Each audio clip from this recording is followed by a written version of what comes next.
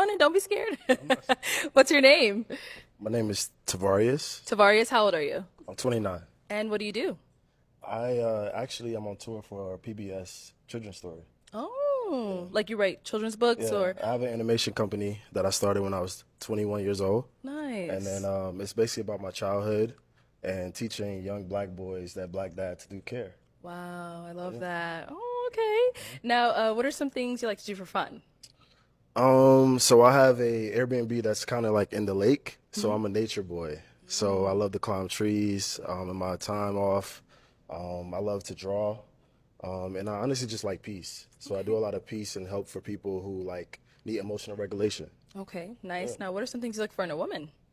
I kind of take everybody for who they are. Okay. So if you are naturally more outgoing, I try to match that. If you're inside, I try to match that. So I'm kind of like I like to make my woman happy. Okay. Yeah. Now, what are some deal breakers?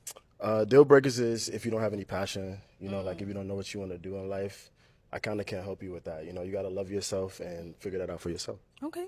All right. So we could get some pop balloons. Let's go on over there and see why they ended up All right, let's popping. pop. All right. If we can start with your name and age and why you ended up popping your balloon. Yes. Hi, I'm Ishi. I'm 28. Nice to meet you. Firstly, I want to say that you're a very well-rounded young man. Like everything that you have going on, A1. It was the attraction for me, and then also the height. I'm pretty tall, so I want somebody that I can look up to. Cool. Now, is she someone that's your type? I think she's very gorgeous. Thank you. I am 6'2", so I don't know how tall you are, but Okay. Okay. All right. I'm Thank you. 5'6.5". yeah. Yeah. Hey guys, what's going on? This is John Lee Hilliard from JT's Vending. Today, as you can tell, this video, according to the thumbnail, sorry, is talking about how destructive black females are. And I want to just put a little clarification on that. Not all black females are destructive. What this video will be covering is the hood rats who do hood things and think that they're being women when they're acting like hood rat, like they're acting like little girls, and that's completely separate from a black woman. A black woman provides, take care of her family, take care of her husband, take care of the things that she needs to take care of. She's a professional, she's successful, and you only see her, or her husband only sees her do those things for only him. So the opposite of that is what you've seen in this first video. The first video depicts about 80% of the hood rats, or the females in Memphis, Tennessee, and this video will be about what I've seen growing up in the projects, in the inner city, and my life dating. So most of my life, when I was growing up in the projects, when I was living in the hood, when I had a poverty mindset, that first video is a representation of all the women I went after. I thought they were women because they had the same mindset as I did, and they were ratchet, and I was too.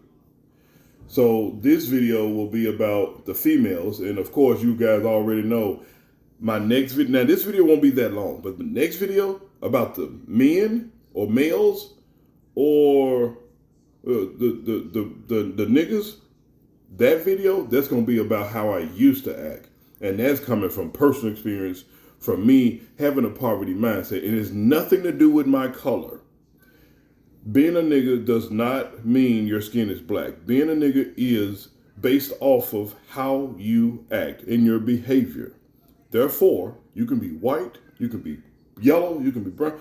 If your behavior is reckless and you don't care about anything and you destroy whatever you deal with and you only care about yourself, that's where the definition, for me and my family, that's where it comes from. So anyway, I don't want to get too deep, but the next video is coming about the men, about the males. I think that'll for me, that'll be a good one because I get to point out a lot of the stuff that I used to do. But anyway, so the first video depicts two young ladies dancing. I think Miss is an actress or rapper called Sexy Red who posted that. and it essentially depicts what I have seen here in Memphis, Tennessee, for the majority of my life. And I saw it. I saw a lot in Florida like that, and I saw a lot in Arizona, and and in Connecticut up north. When I lived in the New England area, it got it's an area called Whaley Ave. You see a lot of ratchet hood rats, and they are happy to be hood rats, and they claim that. And the crazy part is they're right next to Yale University, like the absolute zenith of education and training, and it's right next door to Whaley Ave, which is the hood and the projects, which is blew my mind. Anyway, so let's jump right into it, guys. So right now, I was straightening the kitchen up, so I'm gonna post up over here. So in that first video, that's a strong representation, and it's a very small percentage of black females in the world, but it does represent majority of what the media puts out there, because it makes women look, especially black women, look ratchet and hood rat. And you have black professional women out there, actual women, not little girls dancing and acting stupid. So that first video is it was what I was just trying to explain, man. Like, they destroy themselves, and then you have people like me. When I was running around in the hood, when I was being a nigga, those the type of women that I went after. I thought they were women, but they kind of had the same mindset as I had. So that ratchet hood life was attractive to me. And now that I've grown up and got a little bit of wisdom and knowledge, I'm understanding that is destructive. And a lot of times those young ladies didn't have their fathers in their lives, or mothers, or some other reason. But at some point you have to go, okay, what can I do to be better? It's not based off of the color of your skin. It's based off the culture you were brought up in. Because there's plenty of successful black women out there. Plenty of successful, but they don't often put them in the news. But what they do put is that first video, because they're shaking their bodies and they're acting like hood rats, and they're rapping about being hood rats. And that's what the media picks up on, and everybody tends to hone in on. So the second video was covering the young professional who's doing PBS, doing his children's books, and just being a professional and taking care of his business.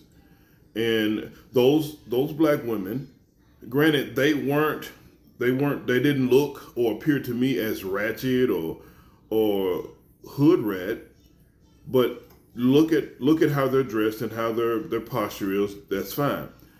But if you go back to TikTok, I believe, and watch that whole thing, it's like 9 or 10 minutes.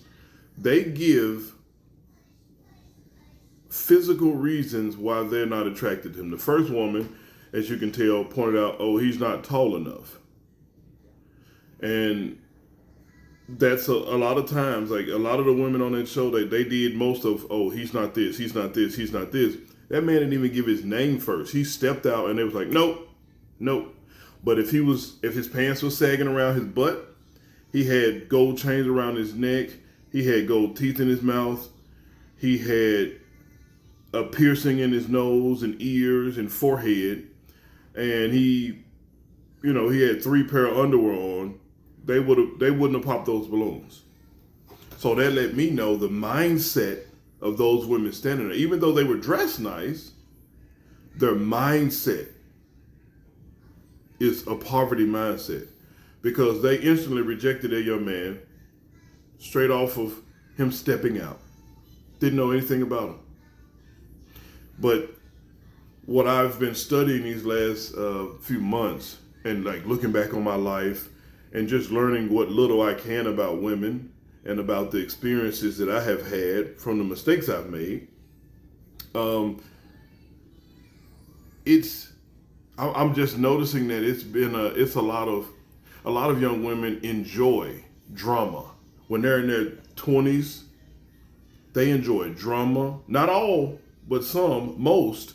They enjoy drama, messiness, pettiness. They enjoy the constant conflict of, do he like me? He liking her? Do he? All this messy drama, instead of having someone consistent that they can build a life with and they can build something with, they prefer drama. And a lot of those young women, whether they say it or not, that's what they would, that's what they would go for. So this young man on the second video, he had his life together. He was building a successful business and career, and they were like, no, nope. Instantly looked at him, and after he explained his career, the last few women popped their balloon. I think only one woman didn't pop her balloon, but it's not about them not popping the balloon.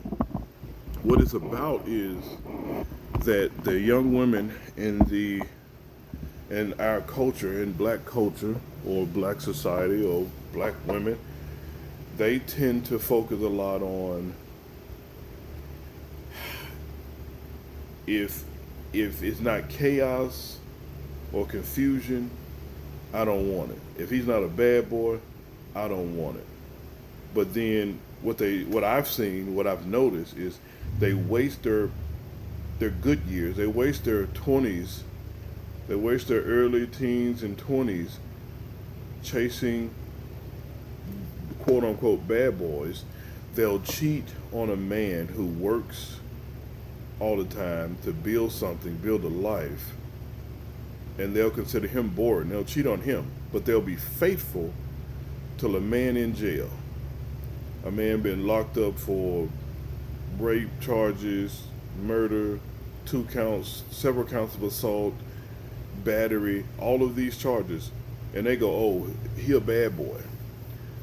So they go after that bad boy, and then when he began to treat them in that way, they don't like it. Now they want to press charges, but now you done had 2-3 kids with him, and you give the young ladies give every Tom, Dick, and Harry their best years of their lives, and then when they're in their 30s, mid-30s to late 30s, they go, and this is just on average, guy. I don't have any statistics, but they go, oh, I want a husband. I want to get married. I want to settle down.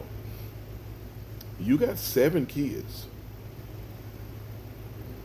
with 6 different baby daddies, and now you want to settle. You want a man to provide. You want a real man to provide for you, keep you safe, do the things that God has called him to do, but you have given yourself to everyone you could think of that was cute or handsome. So it don't work that way. If I was a man of God and I would have run into someone else outside of my wife, like if I wasn't married and I would have meet someone else, the first thing I'm looking for is, do you have any children? Because I'm not pointing the finger at her, and this video right now is about the females, the young females. I have a son from a prior relationship, and I was doing sort of kind of the same thing, but I'll talk about that in the next video. But this video, I will be looking for a woman without kids, and I would ask about the body count, like. And a lot of times, modern day women, they're quick to tell, oh, I done had sex, I've been with 100 men, 60 men, 70 men, and a boy wouldn't care because all he want to do is smash. But a real man, and her not knowing his intentions up front, and he just stopped calling, stopped talking to me. Well, I mean, you were quick to brag about your body count, and I know women myself that have gotten a divorce or separated from their husbands or boyfriends, but still brag about how attractive he is to other people. That I can't understand. Guys, these are my opinions and the things that I'm seeing in this world. How I see a lot of hood rats. I don't like to call them black women because they're not. They're not acting how black women, how a woman should. They're acting like a little girl in her 20s and 30s. So all this twerking on everything that moves, or I need my hair did, I need my nails done. You doing it every week, and you're jumping from dude to dude, and then when one of them go off on you because they crazy, like that kind of drama you enjoy and you live in. So it's kind of something you brought on yourself, but you want to try to blame it on, well, he shouldn't have been that way.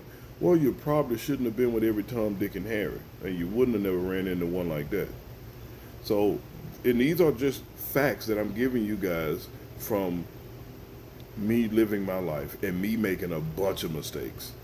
So the same way women make the mistakes, you got men that make. I think we make more mistakes. But again, I'll get into that in the next video about um, about us thugs, wannabe gangsters. So, but like I said, this video is about the females. So I'm hoping you guys can kind of see where I'm coming from.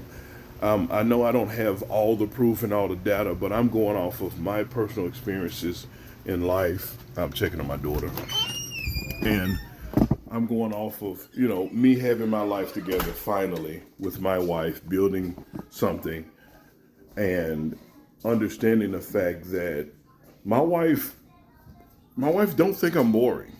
Charlie, my wife don't think I'm boring. I don't think my wife is boring. We have a family. We're building generational wealth together. You said what? Let me show you my daughter. What are you doing? Nope. I got you on camera. Nope. Yeah, I'm recording you. You're not careful. No. I know you better be careful. No playing on the stairs, okay? What did I say? No playing on the stairs. Say yes, sir? Okay. All right. But anyway, come on down, sweetheart. But yeah, guys. But that's what I'm talking about. Like, fathers, be in your daughters' lives. Help them, guide them, have patience, and just be patient with them. Because I don't want my daughter growing up with that kind of culture to where she feels like she needs to go out and shake her body and use her body to get other males' attention so she can feel loved. That's my goal as a father, to make sure that I'm doing the thing that I'm supposed to do for my daughter. So I hope I explained what I was trying to explain well. It's not the fact that, I know you see the thumbnail, it's not the fact that black women are destructive. There is hood rats that are destructive, and the hood rats are a very small percentage in this world, in the United States. But they're out there. But they're the ones that are, polarized in the media and social media. The young lady named Sexy Red, she raps about her anus. That's all she raps about. And what a dude doing to her, and what she finna get done to her. That's all she raps about. But women praise that. Like, not all women, but most black women praise that. Most black girls, most hood rats, they praise that. They want to see more of that.